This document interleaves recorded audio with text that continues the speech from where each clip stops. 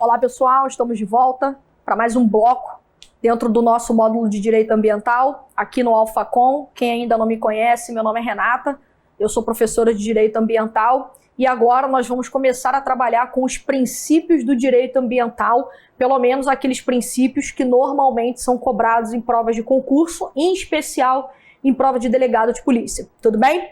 O primeiro princípio que eu trouxe para vocês, pode colocar para mim no material de apoio, é o princípio da dignidade da pessoa humana em sua dimensão ecológica. Volta para cá.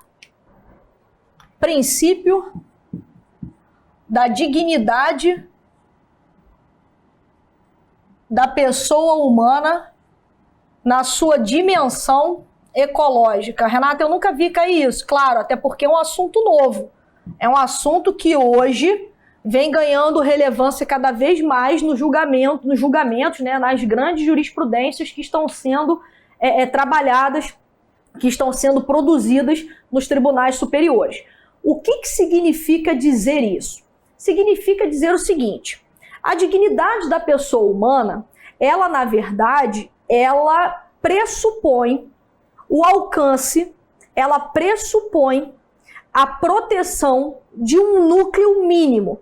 Daí porque, quando a gente fala em dignidade da pessoa humana, a gente trata da dignidade da pessoa humana dizendo que esse princípio ele possui um núcleo normativo. Um núcleo normativo que tem relação direta com o chamado mínimo existencial, que no nosso caso é um mínimo existencial ambiental, já que eu estou trabalhando com a dignidade da pessoa humana na sua dimensão ecológica. A gente sabe que a dignidade da pessoa humana ela tem diversas facetas. Nós vamos trabalhar no que diz respeito à faceta, à sua dimensão ecológica. A sua dimensão ecológica ela tem como núcleo normativo o chamado mínimo existencial ambiental, que, por sua vez, tem previsão expressa no artigo 225 caput da Constituição Federal de 88, quando essa previsão estabelece que o direito ao meio ambiente ecologicamente equilibrado ele é um direito comum, ele é um direito de todos, é um bem de uso comum do povo, essencial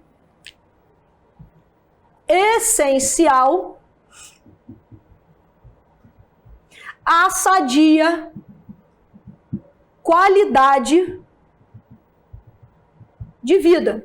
O que significa dizer, portanto, que a minha dignidade da pessoa humana, essa dignidade da pessoa humana na sua dimensão ecológica pressupõe um meio ambiente equilibrado, um meio ambiente rígido que possa nos proporcionar uma sadia qualidade de vida, porque essa sadia qualidade de vida ela está diretamente relacionada ao mínimo existencial ambiental. Como é que eu posso falar em dignidade da pessoa humana se eu não tenho nem o mínimo existencial ambiental? Eu não tenho nem o mínimo que é o direito à sadia qualidade de vida, que é correspondente e consequente de uma rigidez e equilíbrio ambiental. É só vocês pensarem, por exemplo, a questão do equilíbrio climático.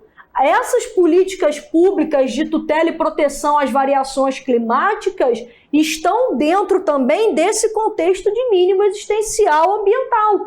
Eu tenho direito, em função da dignidade da pessoa humana na dimensão ecológica, a uma estabilidade climática, porque as consequências inerentes a essas variações podem acarretar a violação à minha essencial sadia qualidade de vida, afastando o meu mínimo existencial e, por via de consequência, impossibilitando falarmos em dignidade da pessoa humana na sua dimensão ecológica. Tudo bem?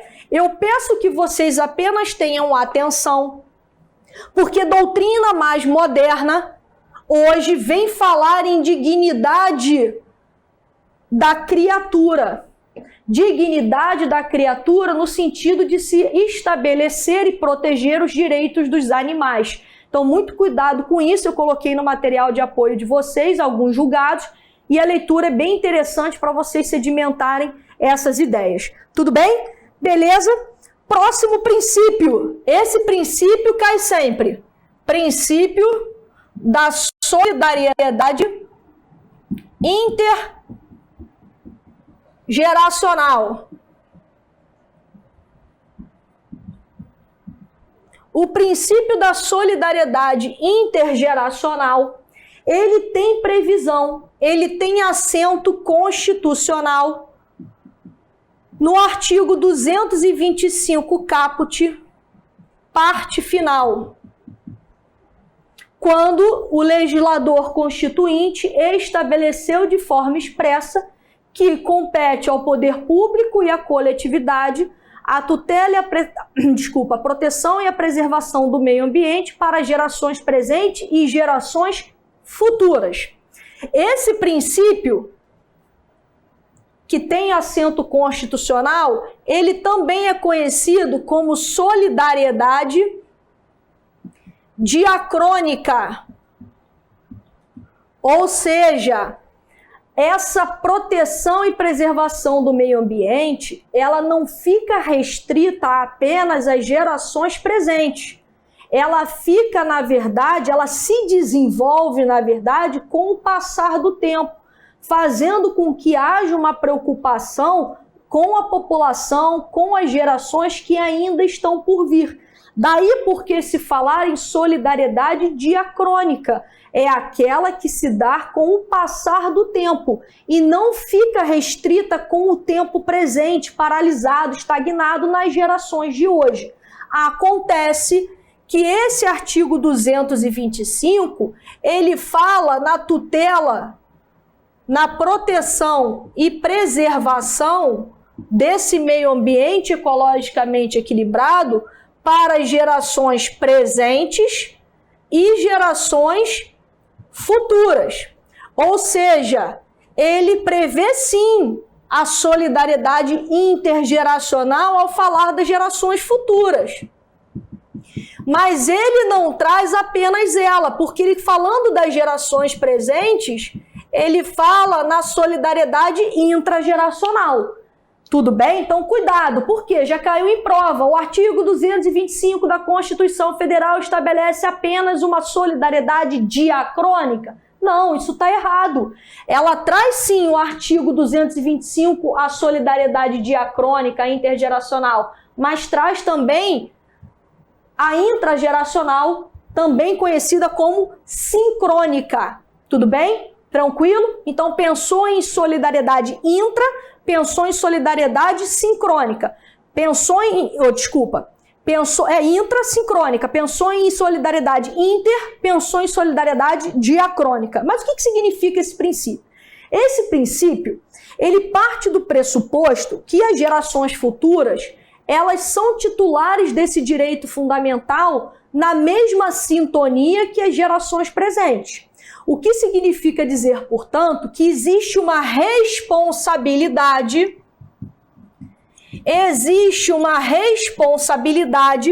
entre gerações. Ou seja, as gerações presentes não podem comprometer a capacidade de suporte do meio ambiente por meio de uma utilização irracional dos seus recursos ambientais, comprometendo o acesso desses recursos, ou melhor dizendo, a esses recursos pelas gerações futuras. Então, esse princípio, por vezes, ele é relacionado ao princípio da responsabilidade entre gerações, no sentido de que a proteção e preservação do meio ambiente é também em relação às gerações futuras. As gerações de hoje não podem utilizar irracionalmente os recursos ambientais, comprometendo o acesso, cuidado com essa expressão, comprometendo o acesso equitativo aos recursos ambientais pelas gerações futuras. porque, na verdade, essas gerações que estão por vir são também titular do direito ambiental ao meio ambiente ecologicamente equilibrado à luz da doutrina moderna majoritária e da jurisprudência do STF. Tudo bem? Tranquilo? Então, cuidado! O princípio da solidariedade intergeracional é sinônimo de princípio da solidariedade diacrônica.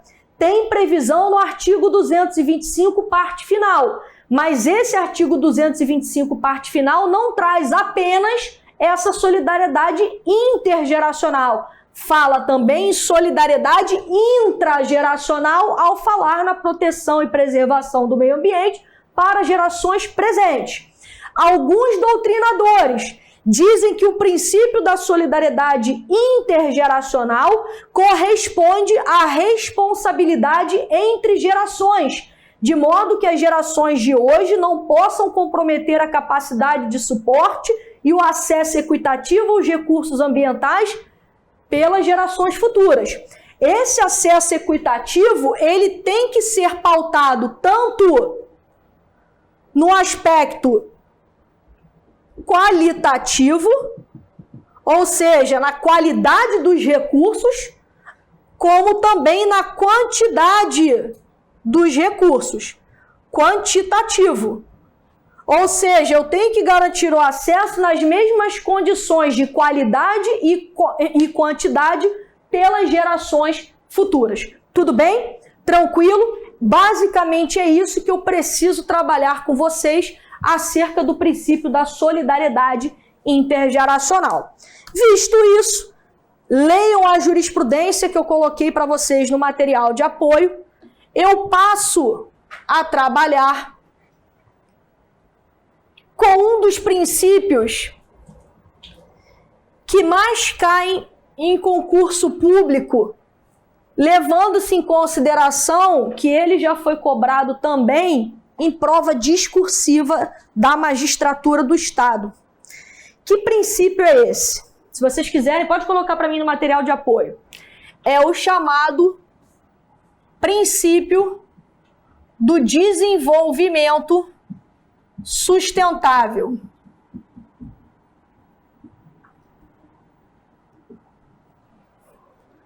Pode voltar para mim. O princípio do desenvolvimento sustentável, ele, na verdade, apesar de ter uma previsão constitucional, lá no artigo 170, inciso 6º da Constituição Federal de 88, o seu conceito, pelo menos no que diz respeito aos seus contornos iniciais, se deu na Comissão Mundial elaborada pela ONU sobre o Meio Ambiente e Desenvolvimento, lá em 1983, cujo relatório final foi de 1987. Esse relatório final, conhecido como Relatório Nosso Futuro Comum, ou Relatório de Brundtland,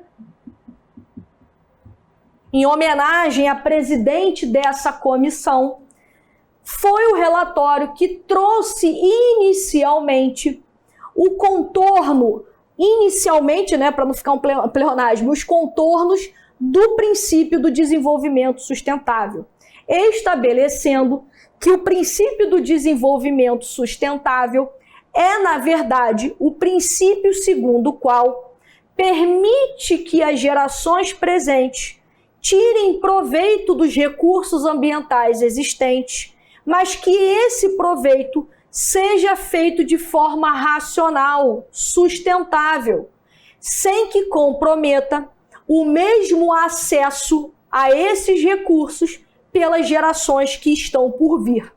Então, inicialmente, esse foi o conceito de desenvolvimento sustentável à luz do relatório Nosso Futuro Comum, ou relatório de Brundtland.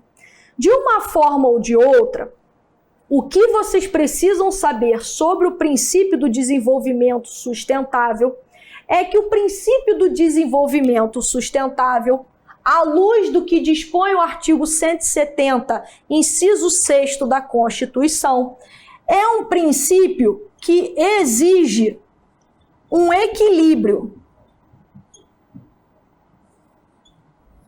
Como assim, Renata? É um princípio que tem por base um crescimento, um desenvolvimento econômico. Afinal de contas, o desenvolvimento econômico, à luz do que dispõe o artigo 170 da Constituição, é um pilar econômico do nosso Estado democrático de direito.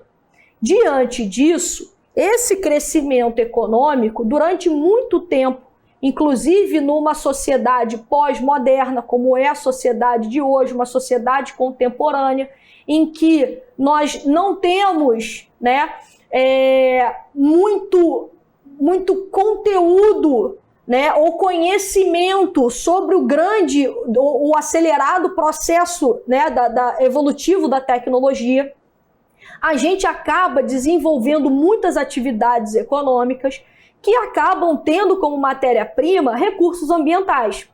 O que significa dizer isso? Significa dizer, portanto, que durante muito tempo o crescimento econômico, que é uma base do nosso Estado democrático de direito, pautado tanto na concorrência leal como na própria livre iniciativa, ele se valeu da matéria-prima retirada, extraída do meio ambiente, sem muita cautela e preocupação, o que fez com que nós necessariamente passássemos a alertar para o fato de que alguma dessas matérias-primas apresenta sinais de escassez. E aí, diante disso, com o advento da Constituição Federal, o próprio legislador constituinte, permitindo o desenvolvimento econômico, estabeleceu a esse desenvolvimento econômico algumas limitações, algumas balizas, dispondo necessariamente que esse desenvolvimento econômico ele não é absoluto, porque ele possui algumas balizas que necessariamente precisa respeitar. E que balizas são essas? A baliza ambiental e a baliza social. O que significa cada uma dessas balizas? A baliza ambiental, ela está diretamente relacionada à capacidade de suporte do meio ambiente e seus recursos ambientais, que servem como fonte de matéria-prima para o processo produtivo, para o processo econômico, a exploração econômica de determinada atividade. Por outro lado, essa baliza, essa limitação social, ela pressupõe, à luz da ideia de igualdade, à luz da ideia de justiça social, uma distribuição igualitária de riquezas. E por quê? Porque se vocês pararem para perceber, quanto maior for o grau de pobreza, menor será o grau de mínimo existencial ambiental que aquela parcela populacional possui. Diante disso, menor ainda será a proteção daquele meio ambiente e dos seus recursos ambientais que vão passar a ser explorados irracionalmente, porque, na verdade, pouco se tem. Então, quanto maior a pobreza, maior também será a minha poluição, a minha degradação. Então, diante de um contexto de justiça social, eu tenho que buscar a distribuição igualitária de riquezas para que aquela parcela da população mais afetada possa ter pelo menos o mínimo, para que ela não vá ao meio ambiente, agredindo o meio ambiente, para ter acesso aos recursos mínimos oferecidos por todo o meio ambiente, tá? Então, hoje, falar em desenvolvimento sustentável é falar numa tríade, cuidado com isso. Falar em desenvolvimento sustentável é falar numa tríade cumulativa. Cumulativa de vertente econômica, social e ambiental. Ou seja, eu não tenho desenvolvimento sustentável se eu não tiver cumulativamente a observância dessas três vertentes. Tudo bem? Tranquilo? Beleza? Agora, essa tríade hoje ela é fomentada, tá, em função da necessidade de sustentabilidade. É necessário, portanto, nós termos um consumo sustentável. Daí porque nós tivemos em 2015 a edição de uma lei que trata desse consumo sustentável, que eu coloquei no material de apoio de vocês, que é a Lei 13.186. Ela vai trazer regras, ela vai trazer normas que estabelecem, né, e que estão diretamente ligadas ao chamado consumo sustentável. A exploração econômica ela tem que ser sustentável, mas o consumo também tem que ser sustentável, de modo que a gente force aquelas empresas que retiram proveito econômico do meio ambiente a se adequarem às novas necessidades de tutela e proteção ao meio ambiente, de tutela e proteção ambiental. Tudo bem? Agora, vamos imaginar o seguinte, esse princípio do desenvolvimento sustentável, ele tem uma relação prática com um assunto muito interessante que está na moda, que é a chamada obsolescência programada ou planejada. O que significa dizer isso? Eu acabei de falar para vocês que eu só posso falar em desenvolvimento sustentável se eu tiver obrigatoriamente, de forma cumulativa, a observância dessas três vertentes, econômica, ambiental e social. Tudo bem? Pois bem, a obsolescência programada, ela parte do pressuposto que determinados bens de consumo estão ingressando no mercado com um tempo de vida útil muito menor do que aquele que efetivamente eles poderiam ostentar. Celular da Apple, você compra o celular da Apple, quando você passa da porta de entrada da loja e sai da loja, você tem uma duração de 6 meses, num aparelho que claramente duraria para mais de 3, 4 anos. O que significa dizer, portanto, que eu tenho a vertente econômica, porém eu passo a violar a vertente ambiental. E por quê? Eu vou ter mais descarte. Eu vou ter a utilização de, por exemplo, recursos que vão fazer com que toda essa cadeia ela se desequilibre. Eu tenho, inclusive, uma falsa distribuição igualitária de riquezas. Ou seja, eu compro um celular, daqui a 6 meses aquele celular ele perdeu a vida útil, que a gente sabe que não perdeu, eu descarto aquele celular. Os municípios, que normalmente são os primeiros entes a sofrer com esse descarte desenfreado, precisa ter um plano de gerenciamento de resíduos sólidos extremamente efetivo. E não consegue dar conta desses descartes, o que acaba fazendo com que haja um acúmulo muito grande e comprometa, portanto, esse equilíbrio, essa balança que acaba se tornando desequilibrada. Tudo bem? Então, visto tudo isso, eu coloquei, inclusive, no material de apoio, jurisprudência a respeito desses princípios, vocês vão fazer a leitura com calma. Eu passo a trabalhar com mais um princípio. Eu passo a trabalhar com mais um princípio, que é o princípio da prevenção.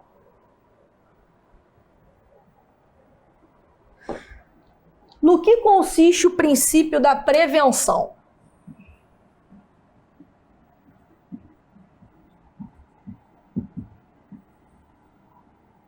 O princípio da prevenção, gente, ele, na verdade, ele reflete inicialmente toda a dinâmica, toda a sistemática do direito ambiental, que busca fazer com que haja uma atuação antecipatória, que pressupõe uma atuação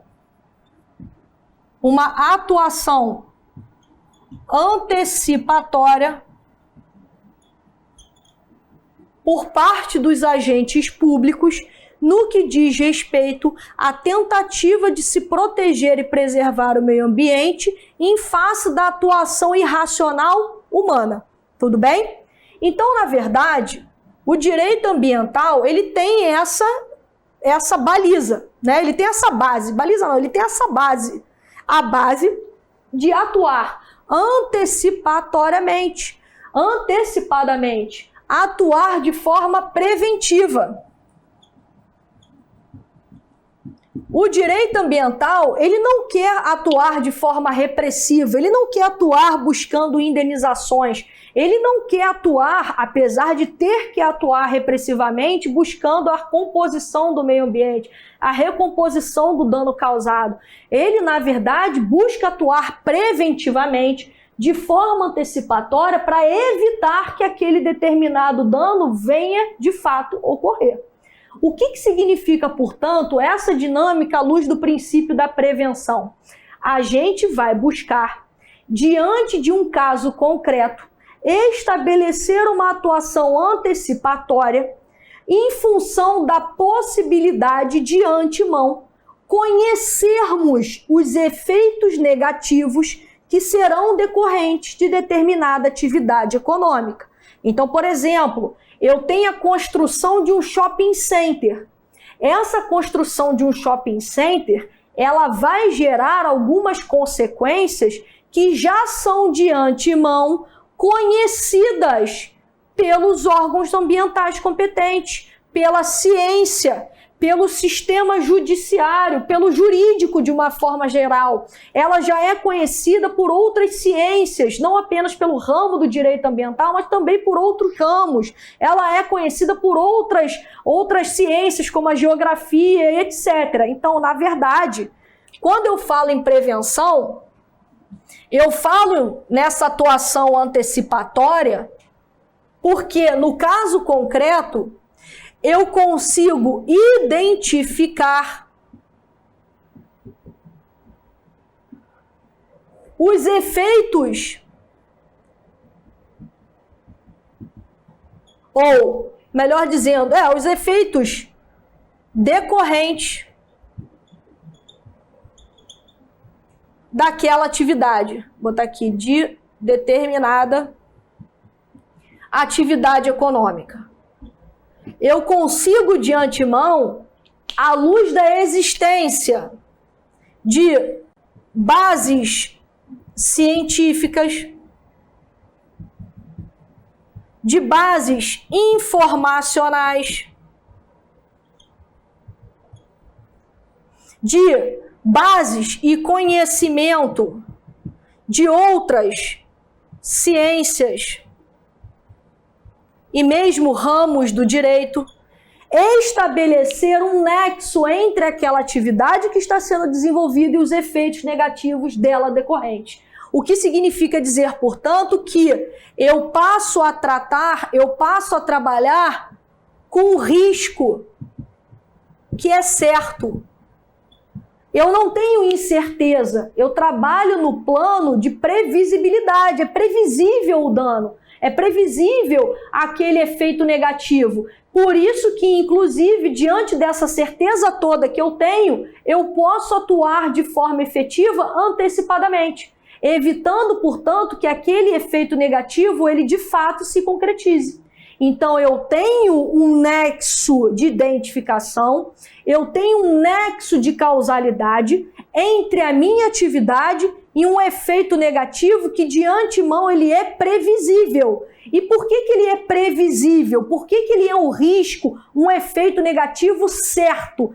Porque eu já tenho conhecimento suficiente para saber que a construção de um shopping center vai me trazer determinados efeitos negativos. Supressão de determinadas vegetações, que me pressupõe o quê? A licença, a autorização para suprimir aquela vegetação.